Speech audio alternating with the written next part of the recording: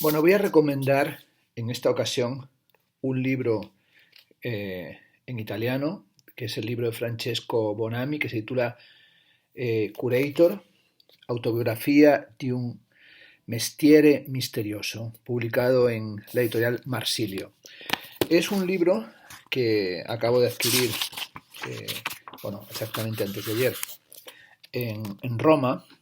y que lo he leído en prácticamente una tarde y en el avión que me ha traído aquí hasta Las Palmas de Gran Canaria. Un libro publicado, su primera edición, en el año 2014,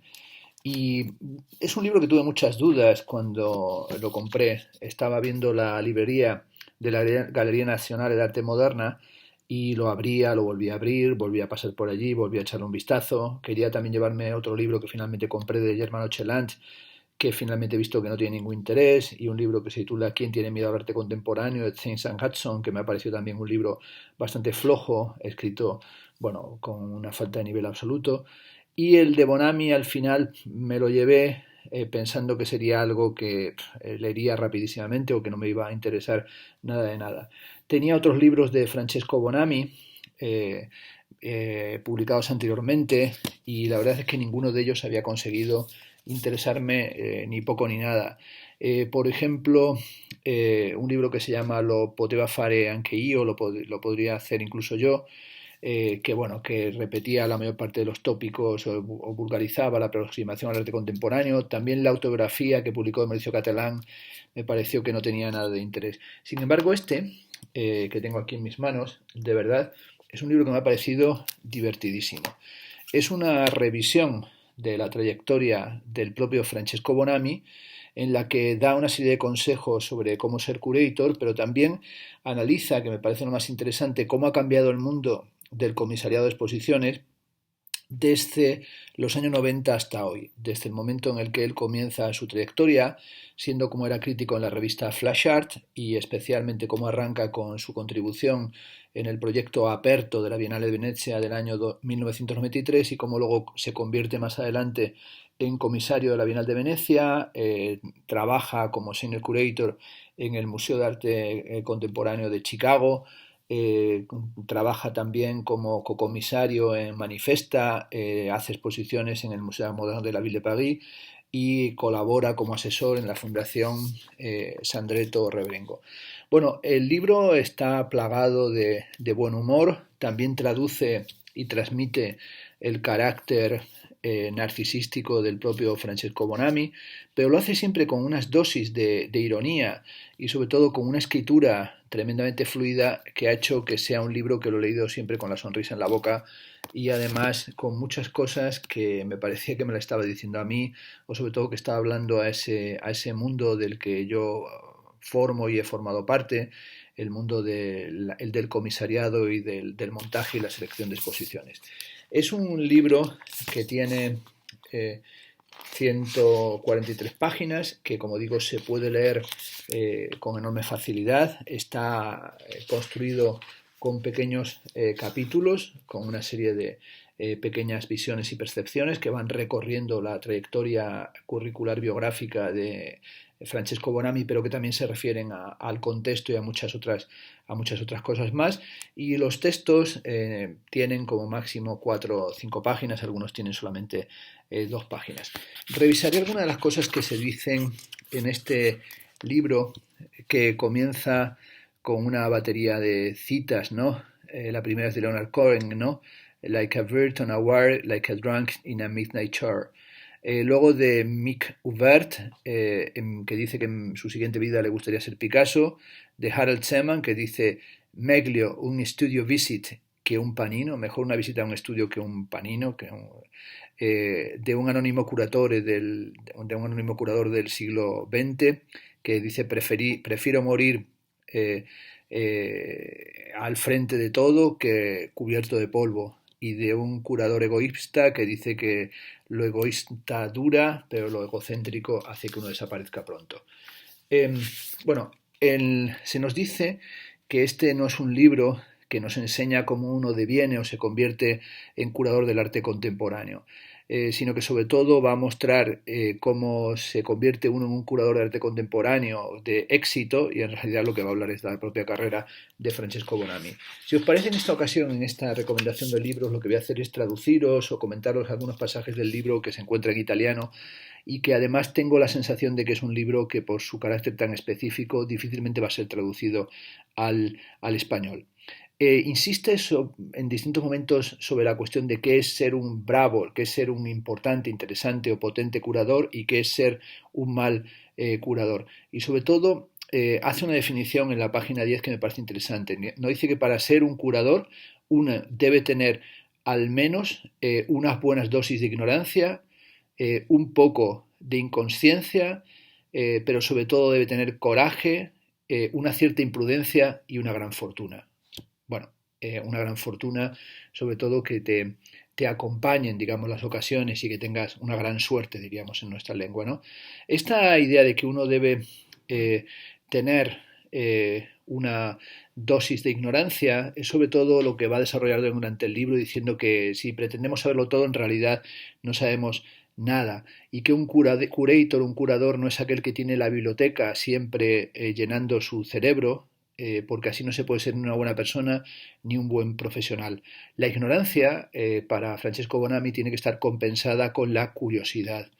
Y también no hay ignorancia que no tenga una cierta dosis de inconsciencia, pero sobre todo el coraje de lanzarse hacia lo inesperado. Y el coraje está también siempre acompañado de la imprudencia. Y dice que, como en tantas ocasiones se dice, la fortuna ayuda a los audaces, ¿no? Y que la fortuna también tiene un papel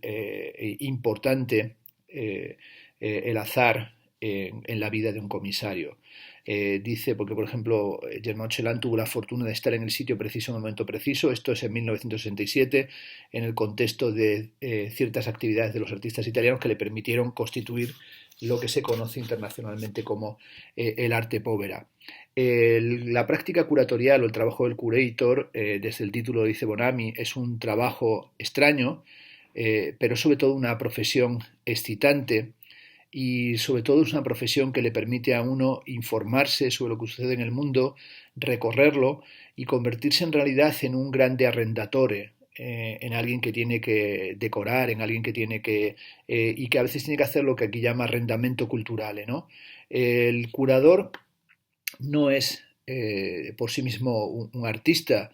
pero es también una mezcla de artista, de coleccionista, un artista sin obras, con exposiciones, un coleccionista sin dinero y un novelista que no sabe un qué escribir. Dice Bonami que él, que se formó como escenógrafo, era un escenógrafo que nunca había practicado su profesión y por lo tanto nunca se había podido equivocar, y lo que hizo fue cambiar de la escena del teatro a otra escena que sería la escena del arte, donde aprendió a meter en escena o a poner en escena las muestras. El primer capítulo de su carrera curatorial lo constituye la Bienal de Venecia del año 1993. Este es uno de los capítulos más divertidos, ¿no? Porque arranca con la actitud de Achille Bonito Oliva, el día de la inauguración de la Bienal de Venecia del 93, que va con las autoridades oficiales, y él está con Giancarlo Politi, con su mujer Elena Contova, que llevaban la revista Flash Art, y también estaba él, y cómo pasan a su lado y ni siquiera les dirigen una mirada, ¿no? Habla de cómo hizo la exposición del año 1993, cómo participó en Aperto, y sobre todo lanza aquí un vitriólico ataque contra Achille Bonito Oliva y contra su narcisismo, que, como dice en la página 16, le impidió convertirse en un gran curator o en un importante crítico internacional, y sobre todo le convirtió en un sujeto nefasto, y le ha llevado a ser un ejemplo de lo que luego va a llamar más adelante la generación de los curators que se niegan a dar el testigo a los jóvenes curators, ¿no? Dice que Achille Bonito Oliva tiene el síndrome de Herodes, que querría exterminar o matar a todos los jóvenes curators antes casi de que nacieran, para tener el futuro cerrado, para tener la profesión para ellos mismos, ¿no? Lanza aquí un ataque, por tanto, tremendo a Bonito Oliva, pero sobre todo yo creo que lo lanza, como veremos más adelante, a toda una generación, ¿no? El siguiente capítulo se titula Un dato di fax y nos habla de cómo se hacían las exposiciones en los años 90, cuando no teníamos aún ni el iPhone, ni teníamos el Wi-Fi, ni estaban el email, ni se mandaban los archivos JPG, y cómo para él fue fundamental hacer esas exposiciones a golpe de fax, y cómo, a pesar de no tener las tecnologías que tenemos ahora, se podían hacer las muestras y se podían hacer exposiciones de todo tipo, ¿no? También nos habla de cómo cuando hizo Aperto 93, o la parte que él curó, en la que estaban Rudolf Stingel, Mauricio Catalán, Gabriel Orozco, Paul McCarthy, Charles Ray, Matthew Burney, de los que continúan, como dice él, siendo artistas de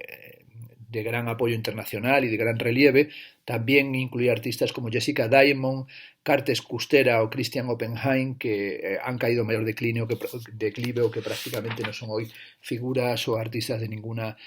relevancia. Nos habla también de cómo montar esas exposiciones fueron tremendamente complejas y cómo tuvo que aprender sobre la marcha lo que era hacer una exposición acompañado por artistas en el límite del delirio, como en el caso de Charles Ray. El siguiente capítulo está dedicado a Mike Hubert, al que llama el curador inexistente, el comisario inexistente, y nos cuenta cómo para esa exposición de 1993 decidieron inventarse un comisario que amaba la pintura. Hablaban de cómo habían tenido una relación o habían mantenido Giancarlo Politi y Elena Contova pues un interés en que hubiera pintura en Aperto, pero no encontraban ningún comisario que quisiera apoyarla, y entonces a Francesco Bonami se le ocurrió inventarse un curator. Utilizó este nombre de un golfista que no estaba bien rankeado en el calendario internacional de campeonatos de golf, utilizó su nombre y le dio también el estatuto de que sería un crítico italiano, que habría sido pareja de Paul Taylor, que había colaborado con Flash Art y que había muerto. Era la época en el que el SIDA se cebó, entre otros ámbitos, con el mundo del arte, y por tanto este Mike Hubert hizo una selección de pintores, que en realidad lo estaba haciendo Francesco Bonami, entre los que incluyó a un artista que hacía su primera presentación en la Bienal de Venecia, que era el pintor americano John Carring, que fue seleccionado por Mike Hubert. Bueno, es bastante gracioso porque aquí hablan de cómo algunos de los artistas seleccionados pues hablaban de Mike Hubert, que le conocían a distancia, algunos como John Carring decían que le querían conocer, y siempre Francesco Bonami se tenía que callar cuando estaba a punto de morirse de risa, sabiendo que el que había hecho eso era él, ¿no? Y también termina este capítulo hablándonos de cómo Harold Sheman, que como dice Francesco Bonami, lo hizo todo antes que todo el mundo, pues en la Bienal de Venecia del año 1999 se inventó una artista china, una artista que se llama Jing Bo, que tenía una obra de vídeo que se llama Fei Ya, Fly Fly,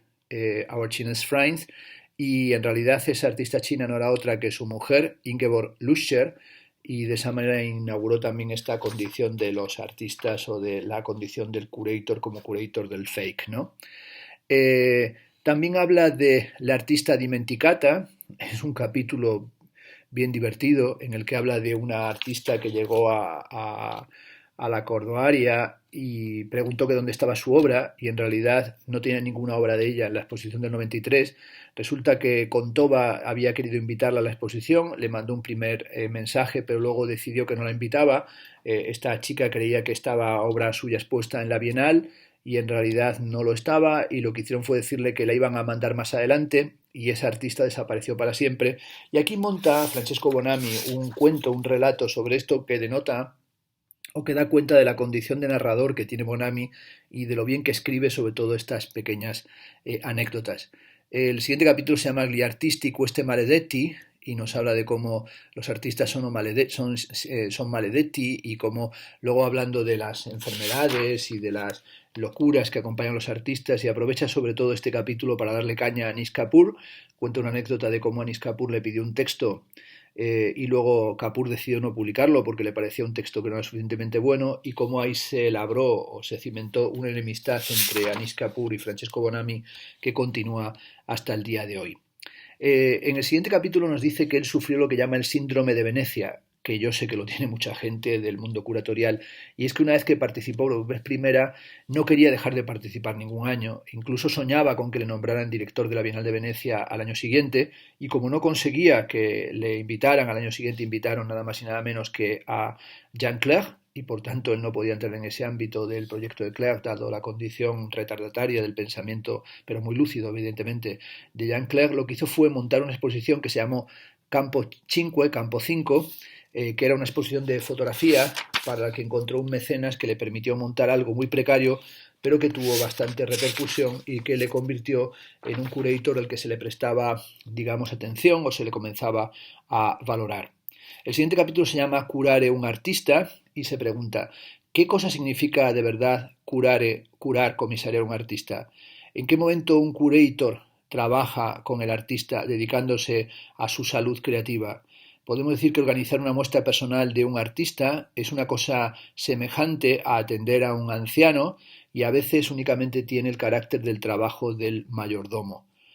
A veces eres un sparring, a veces eres un compañero de viaje, pero también tiene que ver con la capacidad que tienes de llevar al artista en su proyecto, que guarda también relación con la fascinación por el poder.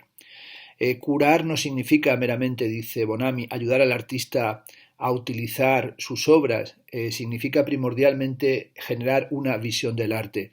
Un buen curator, un buen curador, apunta Bonamy, ofrece ideas al artista que pueden ser descartadas o pueden ser puestas en consideración, incluso desplegadas. El artista, sostiene Bonamy, yo creo que con buen criterio, conoce siempre mejor que el curador su obra y por tanto podría montarla él solo, pero a veces buscar un comisario es tratar por parte del artista de no estar solo.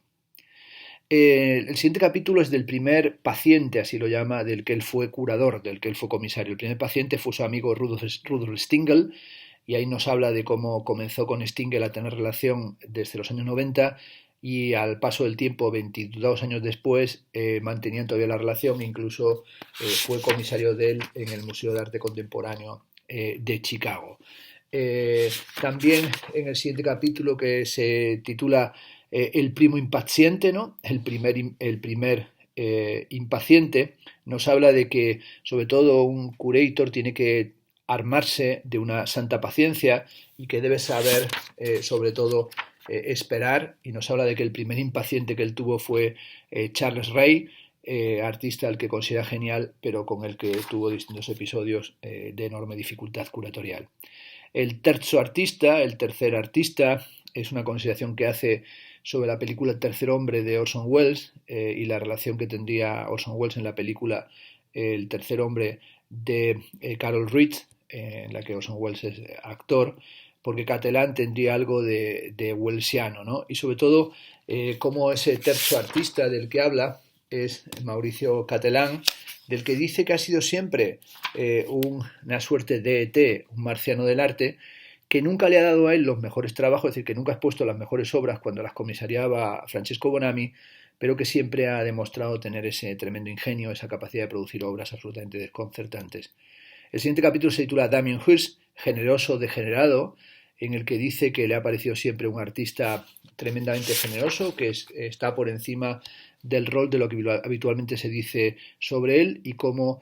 habiéndole metido en muestras antiguas, cuando no era todavía tan famoso, años después, bueno, le invitó Bonamy a la Bienal de Venecia del año 2003, y de repente dice que años después, cuando estaba haciendo una gran muestra, Damien Hirst le saludó y seguía reconociéndole lo importante que era para él haber participado en esa muestra, ¿no? El siguiente se llama El curatore que pensaba que era Dean Martin, el comisario que pensaba que era Dean Martin, y es sobre la experiencia que tuvo cuando fue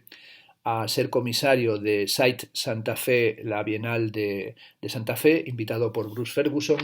y cómo allí, pues en Santa Fe, pues en realidad comienza a analizar lo que es participar en los proyectos de arte contemporáneo en los Estados Unidos sin la necesidad de estar con los millonarios, con los boards, con la gente de dinero que financia los museos y financia este tipo de proyectos, y todo el tipo de comidas, encuentros y gestiones de fundraising, de búsqueda de dinero que hay que hacer, que son tremendamente tediosos, ¿no? El siguiente se titula La batalla de Delta, la batalla de Delta, y dice como Susan Payet, la directora del Museo de Arte Moderno de París, le llamó para que hiciera una muestra a este museo en París cuando estaba trabajando allí el omnipresente Hans Ulrich Obrist, y como para él fue un momento fundamental, ¿no? Porque le permitió entrar en lo que era en ese momento uno de los grandes museos de práctica curatorial experimental, y cómo fue examinado literalmente por Susan Payet, que nada más recibirlo le dijo que cuáles eran sus 3 artistas favoritos, y él no sabía cuáles decir, no fuera a ser que decir algún nombre equivocado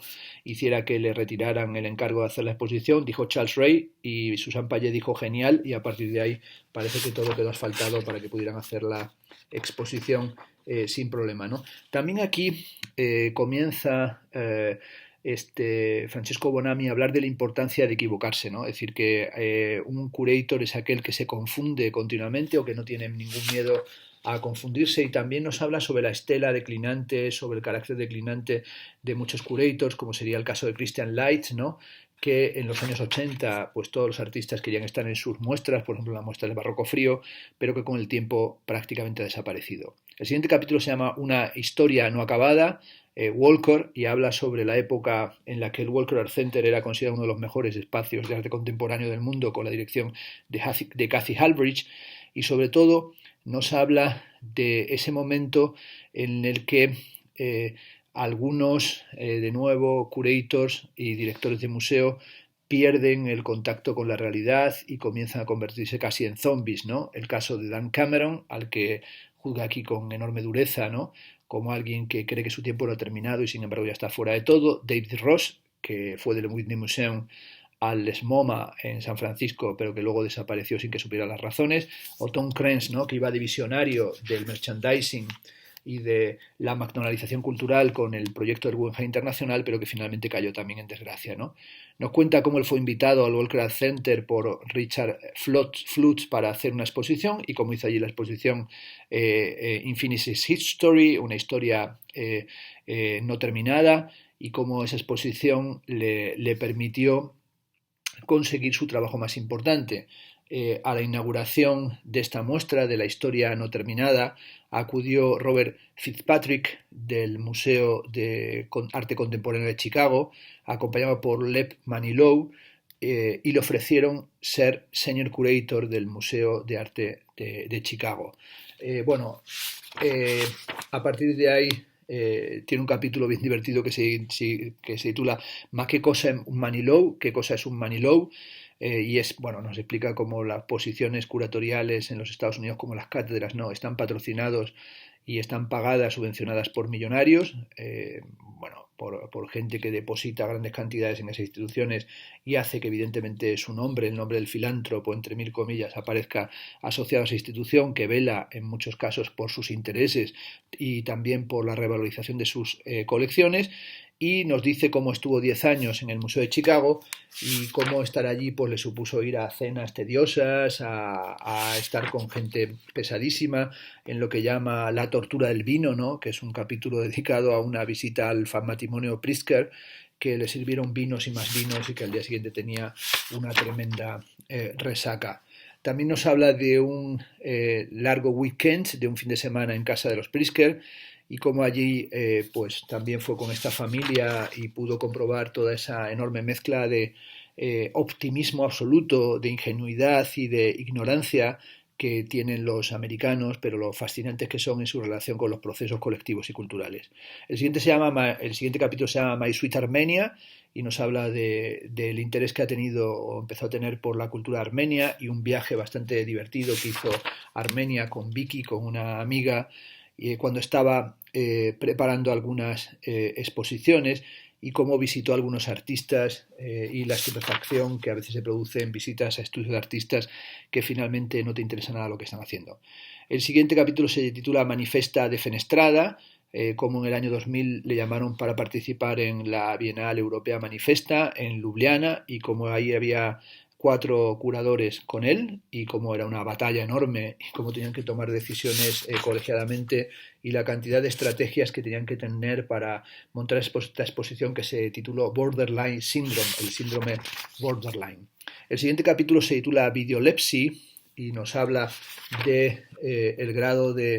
aburrimiento que se produce cuando uno va a ver una cantidad de vídeos en una habitación oscura, y sobre todo de la pesadez de estar viendo esos vídeos, en muchos casos sin ningún interés y sin poder escabullirse si uno va solo como curator a ver al artista o a asistir a la presentación de documentación en un museo. El siguiente capítulo se llama Posacenare d'autore y nos habla sobre un viaje también divertido. En este caso es un viaje que hizo a Polonia en el otoño, en el que anuncia que uno no tiene que ir a Polonia en el otoño, que parece que llovía como el diluvio universal y que hacía un frío tremendo, y fue acompañado por Adam Szymczyk, el que ha sido comisario de la última documenta de Kassel, y fueron a visitar al artista Pavel Alzheimer, que en ese momento estaba viviendo lejos de la capital y estaba viviendo como en una barraca, ¿no? Y también estaba haciendo piezas de cerámica, y como allí el taxista desapareció y casi se tiene que quedar a dormir en un sitio verdaderamente cutre, y como estuvo a punto de darle un ataque de rabia repentino, ¿no? El siguiente capítulo se llama Welcome Mr. Bonamy y nos habla de cuando estaba trabajando con unos artistas que le interesaban, Lukas Jasansky y Martin Pollack, a los que metió en la exposición Campo 5 en el año 1995, a los que nunca había llegado a conocer en persona, y de repente decidió en un momento que quería conocerles cuando estaba preparando la Bienal de Sai Santa Fe, y aprovechó para ir a ese viaje a Praga. Nunca había estado en Praga, y a ese viaje se apuntaron, querían ir también su padre, su madre y su tía. El caso es que él perdió el enlace desde los Estados Unidos a Roma y desde Roma a Praga, y finalmente llegaron a Praga solamente en el primer viaje el padre, la madre y la tía de Francesco Bonamy. Estaban los dos artistas esperándole con un cartel Mr. Bonamy, y entonces le recogieron, y aquellos artistas que no hablaban bien italiano ni inglés creían que estaban recibiendo al curator, en realidad estaban recibiendo a su familia, a su padre, a su madre, a su tía, con lo cual nos cuenta aquí todo este juego de equívocos, que finalmente el entuerto se deshace, pero que dice que nunca quedará claro otra cosa, que los curators italianos siempre viajan con toda su familia incluida. El siguiente capítulo se titula VNAM, Ban, y nos habla de un viaje a la Bienal de Gwangju, y como cuando fue a Gwangju invitado, pues a través de Hong Kong le esperaban con un cartel que ponía BNAM, y cómo fue allá hasta Gwangju y no entendió nada, pero sobre todo este tipo de equívocos de que te están esperando en el aeropuerto, que no te esperan, que no sabes si alguien te está esperando, ni siquiera en qué hotel estás alojado, y que con los idiomas vas a lugares que no hablas el idioma y que tienes un lío, y todo es una especie como de comedia, de enredo. Es algo que cuenta Bonamy, pero que sin duda nos podríamos, todos los que hemos hecho exposiciones, extender más, porque es una cosa bastante común, ¿no? El siguiente capítulo se titula Safari Bienal y nos habla de la experiencia que tuvo en la Bienal de Johannesburgo, comisariada por Owen Wessor, y del comienzo de su imponente trayectoria, pero sobre todo de esa dimensión de un arte global en el que de repente, por ejemplo, una coleccionista, Zhan Lang, de Pekín, se compró hace nada la Electric Chair de Andy Warhol por 10 millones de dólares, y un cuadro de Martin Kippenberger por 18, y únicamente los compró porque dice que le gustaban, aunque no sabía ni quiénes eran estos artistas. Es decir, una condición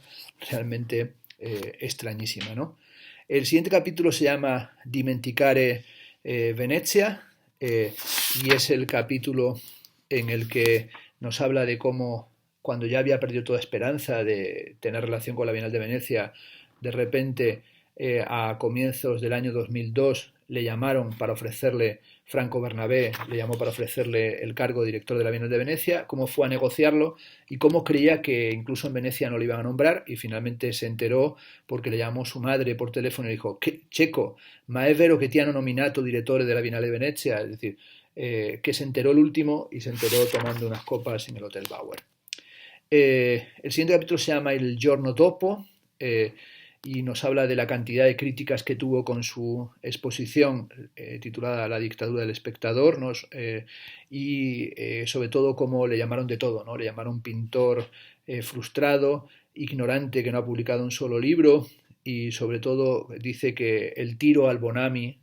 se convirtió en un deporte continuo en esta época, ¿no? Y sobre todo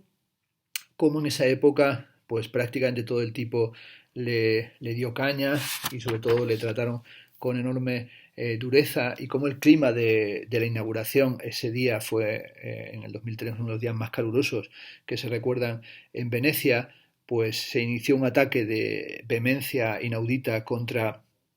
Francesco Bonamy, y por ejemplo en el Economist salió un artículo titulado Death in Venice, Muerte en Venecia, que hablaba de el caos absoluto y del carácter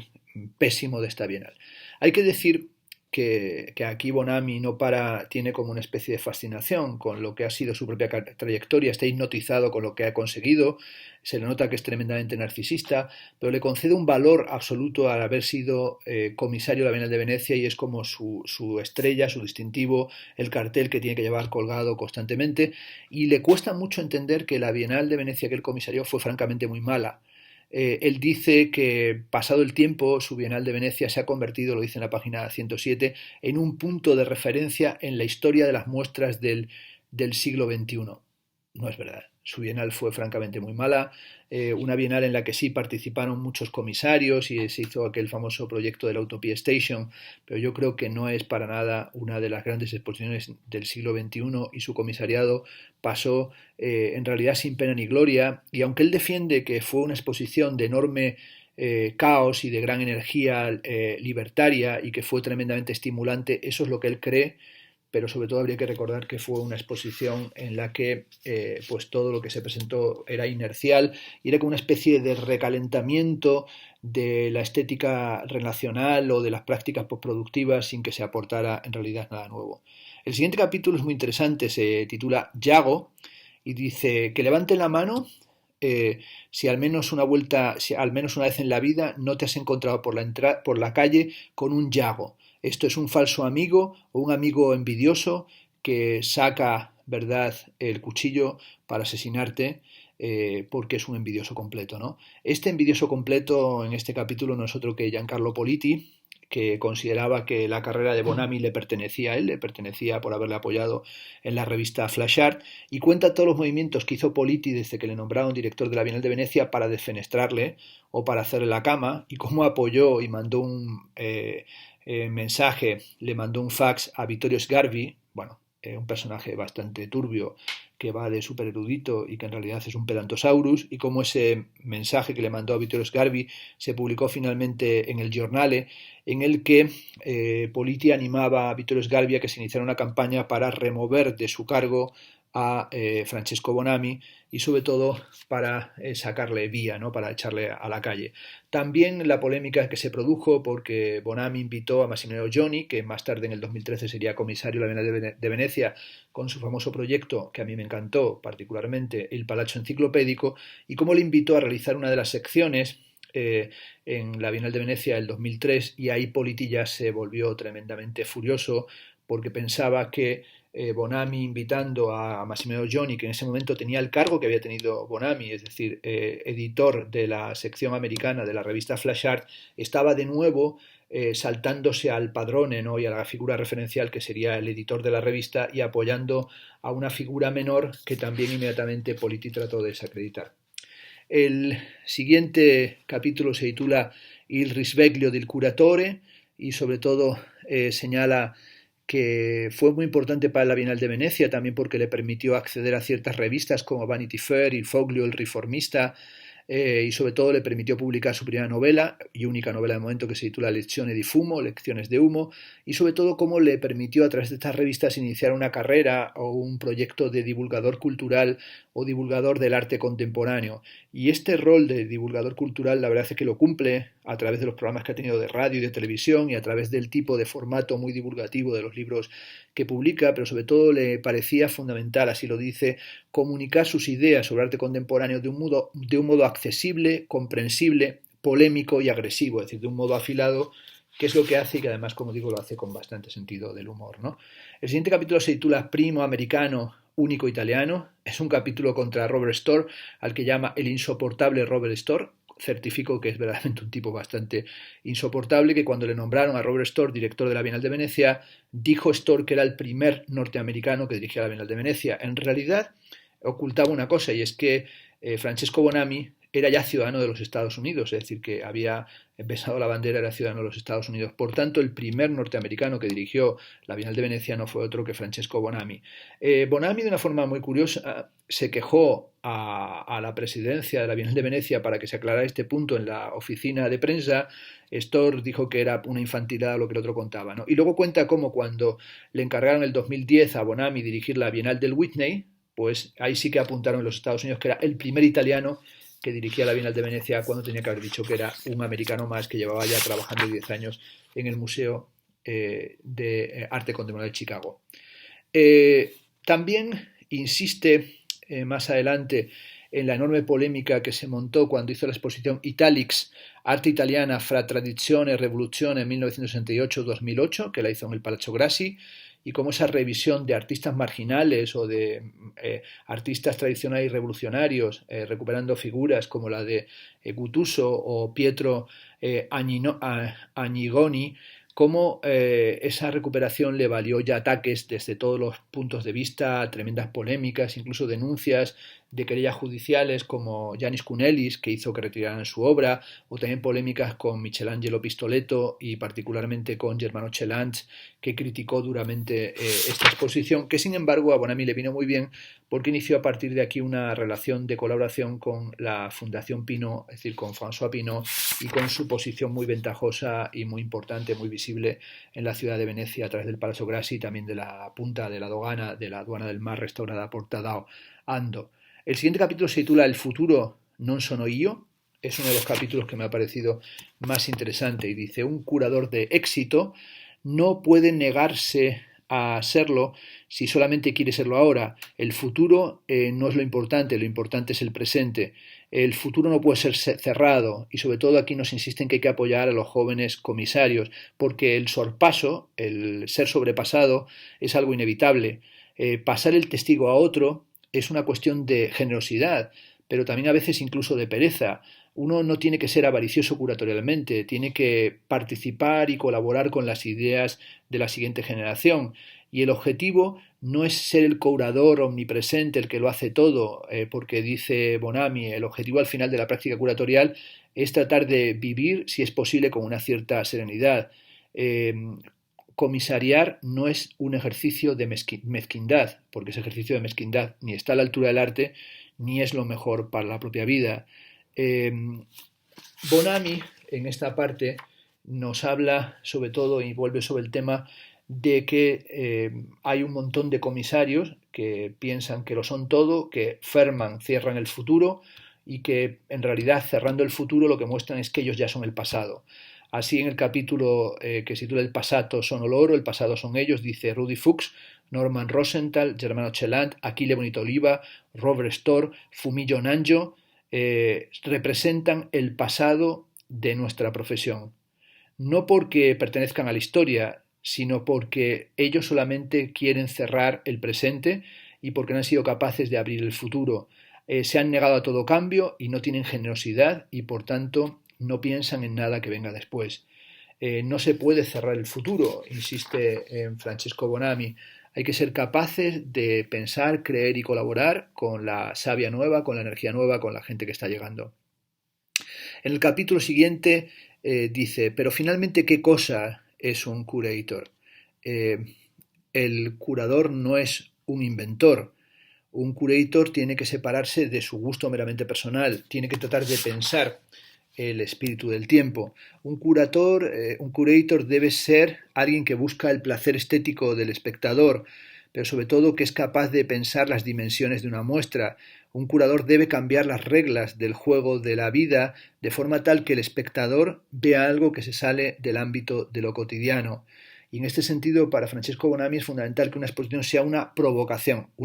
inteligente, pero sobre todo un espacio que nos permita generar emociones. Él dice que para una exposición es fundamental inventar buenos títulos, y aquí, como no se corta nada a Bonami, como buen narcisista, considera que los suyos son de los mejores y que él ha sido siempre capaz de inventar buenos títulos, por ejemplo, su título de historia no terminada, Vertical Times, tiempos verticales, Yesterday Begins Tomorrow,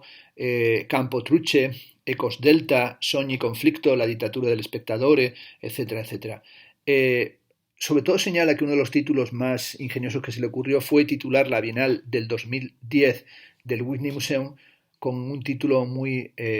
corto pero contundente, 2010. Y toda la polémica que se generó porque en realidad los jefes de campaña y de publicidad y de comunicación del Whitney se negaban a aceptar que la Bienal del Whitney del 2010 se titulara solamente 2010, porque pensarían que nadie entendería qué es lo que significa, porque la fecha siempre va unida a la Bienal que en cada ocasión se hace, y que por tanto esa Bienal parecería que no tenía ningún título, y ahí es donde cuenta pues todos los debates que tuvo y el carácter obtuso de las mentalidades burocráticas norteamericanas. El siguiente capítulo tiene un título casi boysiano, que se titula Siamo tutti curatori, somos todos curadores, ¿no? Y sobre todo cómo esta idea de que somos todos curadores es algo que sucede hoy y sobre todo esa aparición continua de curators que están por todas partes y que nadie puede impedir que lo sean, ¿no? Es interesante en la página 134 cómo introduce algo que en un libro nada teórico, porque no tiene nada teórico, de repente nos habla de que ser curador es una cosa de control, no es hacer meramente un cóctel, y dice, hay una palabra muy bella de la antigua lengua hebrea, tzimtzum, que significa literalmente retracción o contracción, y que se utiliza originalmente en la Cábala para referirse a la autolimitación de Dios en el momento de la creación del mundo. Sin querer parangonarse, dice Bonami, con Dios, un bravo curatore debe aplicar esta regla del Tzintzung a su propio trabajo, es decir, debe autolimitarse o debe tener una actitud de retracción. Podríamos simplificar esto más allá de lo cabalístico diciendo que el buen diseño es el que no se nota o que el diseño y la propuesta curatorial no tiene que ser impositiva o no tiene que montarse por encima de las obras específicas de los artistas. Luego saca una frase también curiosa hablando del curatori da strapazzo, de una época en la que parecería que hay un curo ergo sum, comisario logo soy, y dice lo siguiente: en Italia no dejan de aparecer curatores improvisados, dignatarios y funcionarios ministeriales, parientes de excomunistas, hijos de neonazis, exterroristas y asesinos, periodistas de moda, periodistas tout court, coleccionistas de arte, artistas, actores, anticuarios, arquitectos, arqueólogos, personajes televisivos e históricos del arte que se han convertido puramente en personajes televisivos. Todos estos tienen el derecho a nombrarse como curators porque todos ellos buscan aquí un contacto con el sistema mediático. Bueno, es algo cierto y pasa no solamente en Italia, aunque en Italia pasa de una forma más contundente, porque como nos dice Bonami, en Italia hay muy pocos sitios donde se pueda desplegar una práctica mínimamente digna, museográfica o curatorial, y por tanto pues triunfa el caos y sobre todo el cambalache y la actitud absolutamente precaria, ¿no? Termina este capítulo diciendo que a la entrada de muchos museos y de muchas muestras y exposiciones debería haber un cartel como aquel de ciertas villas donde tendría que ponerse atenti al curatore, como atención al can, no cabe canem, ¿no? Atento al perro, atento al curator. En los últimos capítulos se llama precisamente el último curatore y sobre todo nos dice que comisariar se ha convertido en un vicio y este vicio hace que finalmente si todos somos curators y todo está comisariado, al final la situación será que no se podrá comisariar nada. Y esto habría empezado, señala Francesco Bonami, con Marcel Duchamp y cómo es ese sacerdocio de lo duchampiano en realidad el comienzo de lo curatorial. Y que tal vez lo que se necesita hoy no son curadores, curators, sino en realidad se necesitan cronistas, es decir, se necesita gente que sepa contar historias. Y yo creo que este libro es esa historia de un storyteller, ¿no? La historia de un curator que en realidad cuenta historias y que tiene más de narrador que de comisario en el sentido burocrático al que estamos acostumbrados, ¿no? El último curator, dice Bonami, tendrá un reto dificilísimo, pero también excitante. Tiene que hablar o hacer que esté abierta la boca de los ingenuos y de los ignorantes, de los niños y de los adultos, de los profesionales y de los principiantes. Será alguien que lo cuente todo y que nos contará las cosas para que no termine nunca el cuento. Es decir, la práctica curatorial como una suerte de cuento de Sherezade, ¿no? Es decir, como ese cuento que no termina nunca y que nos quiere mantener siempre en vilo y que nos hace que mantenga siempre la seducción y el hechizo, ¿no? Eh, Nos habla sobre todo en el capítulo final de cómo cuando tenía escrito este libro se reunió con su amigo Owen Wessor y le dijo que había hecho un libro que contaba la verdad de la tarea curatorial y le contestó Owen Wessor que no era la verdad, que era tu verdad, es decir, la verdad de Francesco Bonami. Y Bonami lo reconoce. Este libro no es un libro sobre la verdad, es un libro sobre la forma en la que él ha desplegado su tarea y las pasiones y los divertimentos y las ocasiones para reírse y también para perplejizarse, incluso para estar torturado en medio de los trabajos curatoriales, ¿no? Sobre todo nos dice que la práctica curatorial es un trabajo magnífico porque es un trabajo absolutamente inútil.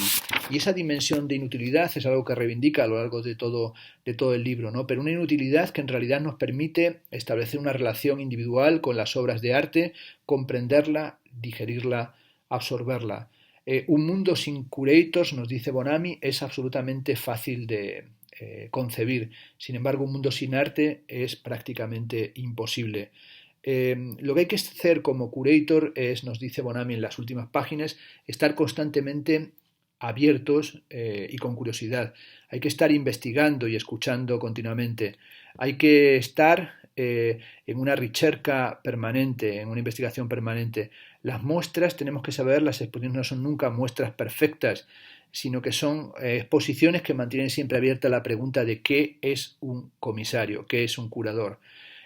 Curar, comisariar, es una tarea que no se termina nunca, es un acontecimiento que no se basa en cuantificaciones, en validaciones, en porcentajes de cifras de visitantes.